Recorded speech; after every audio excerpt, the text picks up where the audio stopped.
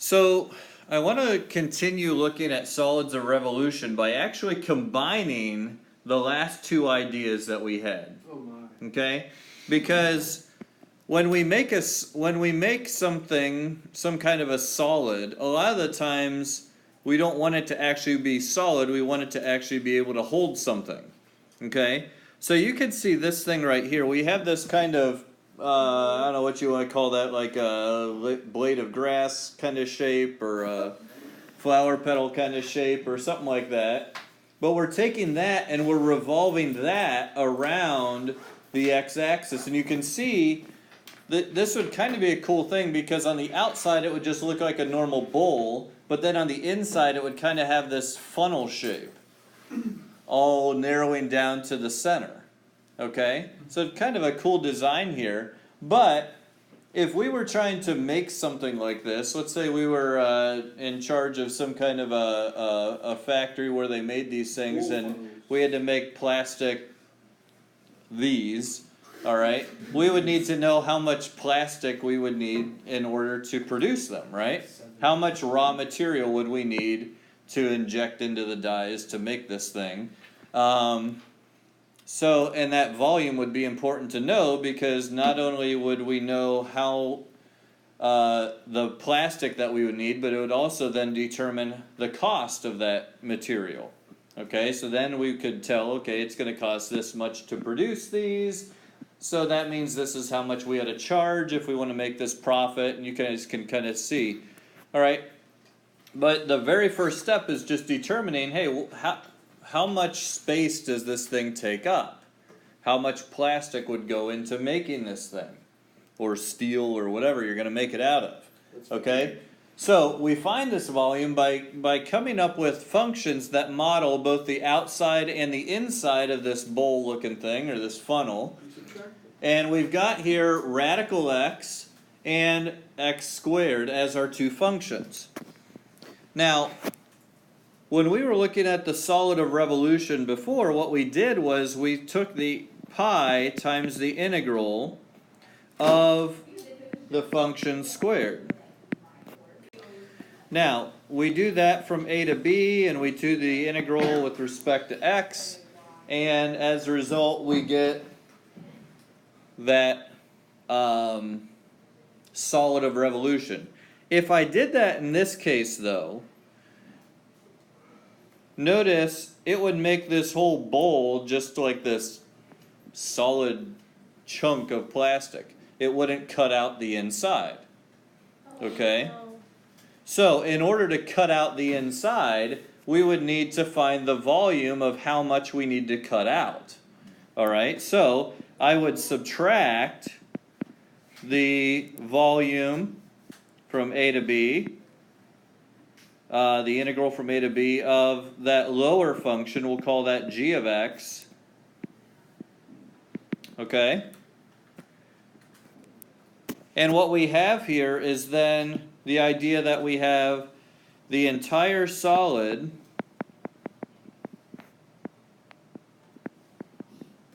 minus the whole we want to cut out of it. Alright? And that's going to give us the volume of the final object. Alright? Does that make sense? Mm-hmm. Okay? Now, in this case here, we'll be using the radical x and the x squared. But I want to kind of tie this together here. Alright? Using some of our properties for integrals to kind of come up with a little more elegant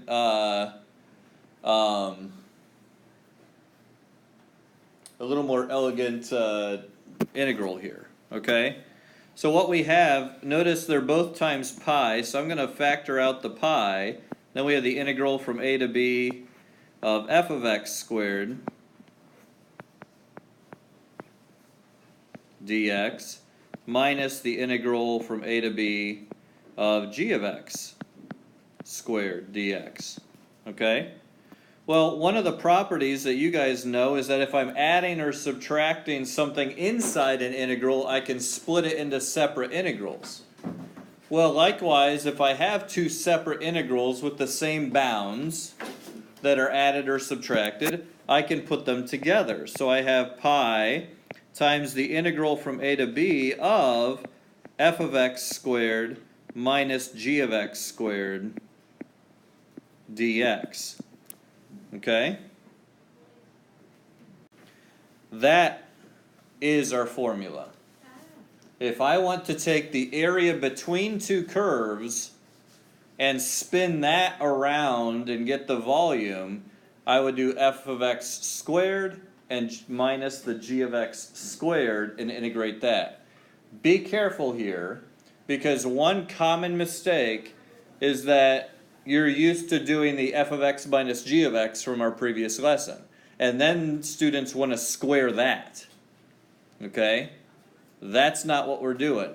You square each one separately and then do the subtraction and then integrate. Okay? So in this case here, the upper function is the radical x. So I'll call that the f of x, since that's upper in this situation. Okay? And the g of x is our y squared, because that's the lower function in this interval. So the lower function is the whole? The lower function, yeah, will determine like the center that you're cutting out of it, the whole, yeah. Okay?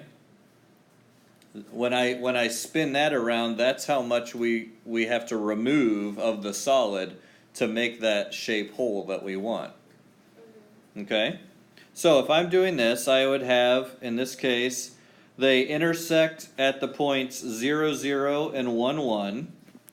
Okay, so I'm doing pi times the integral from 0 to 1 of, I need to do f of x squared, so radical x squared minus the lower function is x squared, so I've got the x squared squared dx. Okay? Alright, so now it's just a matter of simplifying, doing the integral, and we've got it all. So v equals pi times the integral from 0 to 1 of radical x squared is just x squared squared, x to the fourth, dx. Now I take the integral, evaluate it, and we're pretty much home free. Okay? We can get this not too bad at this point. So pi, I'm going to do x squared over 2 minus x to the fifth over 5. Hopefully these are getting easy at this point to do the integrals. And I'm going from 0 to 1. One nice thing about these polynomial ones like this is that when you plug in 0, the whole thing equals 0. Okay?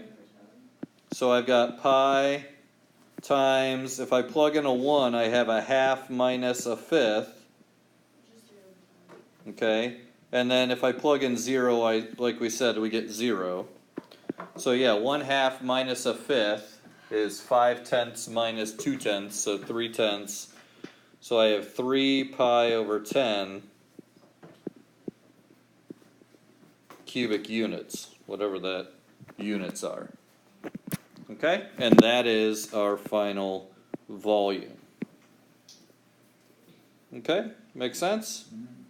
So if you understand the last two lessons that we've done, area between two curves and doing the basic solid of revolution, this is really just the combination of those two ideas. Okay? So here is the actual formula written kind of two ways. If you want to learn it this way, y sub u for what the upper squared minus the lower squared, okay, that you're taking the integral of. Sometimes that's helpful. Okay? Alright, so let's do this example here from start to finish. We have the shaded region between 4 minus x squared and the line y equals 3 is revolved around the x-axis. Does that give us like a tire shape? Huh? Does that give us like a tire kind of? Kinda. It'll be flat on the inside and rounded on the outside. You could even think of it, depending on how big you're thinking, you could even think of it kind of like, let's see, it'll look like this. But it'll be rounded on the outside. Okay, so it'll kind of, Oh, okay, so, Oh, you could even like, you could think of it like a wedding band or something like that. Or some kind of a ring. It's smooth on the inside, but rounded on the outside, you know? So depending on what scale you're looking at it with, it'll look like that. So what's the first step that we need to do in this one? Find the upper bound and lower bound. Okay, find the upper bound and lower bound. And we're doing that getting the intersection points, that A and B, okay? Now really we only care about the x's particularly, but they said go ahead and find both coordinates. We know that both of them are going to be points where it's something 3, because the one function is the line y equals 3, so we know that has to be the case. So then we take the other function, 4 minus x squared, and set it equal to 3, and we're finding the intersection points of these two functions. Okay? That's going to give us x squared equals 1, so x would be plus or minus 1. so A is negative 1, B is 1. So, yeah, so A is our point negative 1, 3, and B is the point 1, 3. Okay? So yeah, so now our volume is going to be pi times the integral from negative 1 to 1. And the function, we can tell which one is on top in that range if we just look at the y-intercepts here. Since 0 is inside our interval, that's kind of nice. This has a y-intercept of 4, this has a y-intercept of 3, so I know that this one is on top. Okay? So when it says find the volume of revolution, we're doing it with the hole in the middle? Thank you. In this case, yes. Okay, because it says we're doing the shaded region between. Okay? So, the top one, we're doing 4 minus x squared, squared, minus the inside is 3 squared. Okay? Simplify. Pi times the integral from negative 1 to 1. When we square the 4 minus x squared, we're going to get a 16, which I then have to subtract 9 from, so that'll be 7, minus 8x squared plus x to the 4th dx. Okay?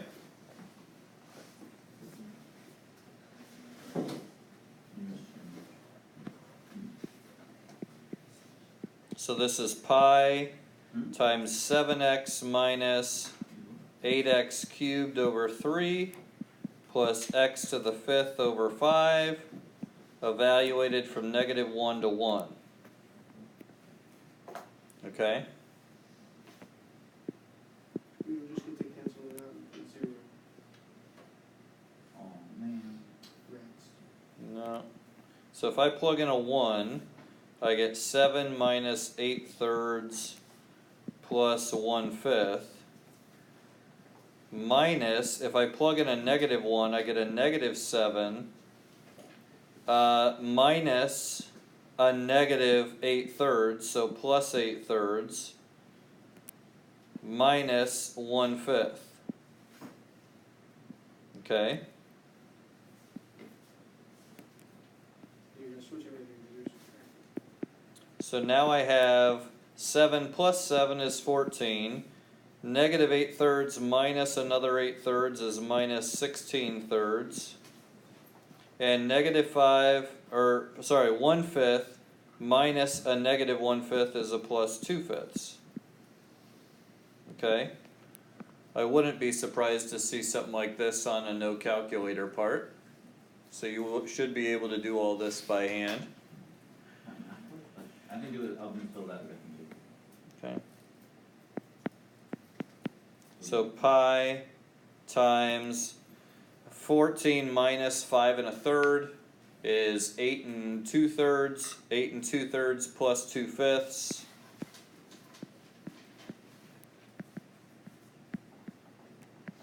I'm going to have to make that into 15ths. So that's 10 15ths.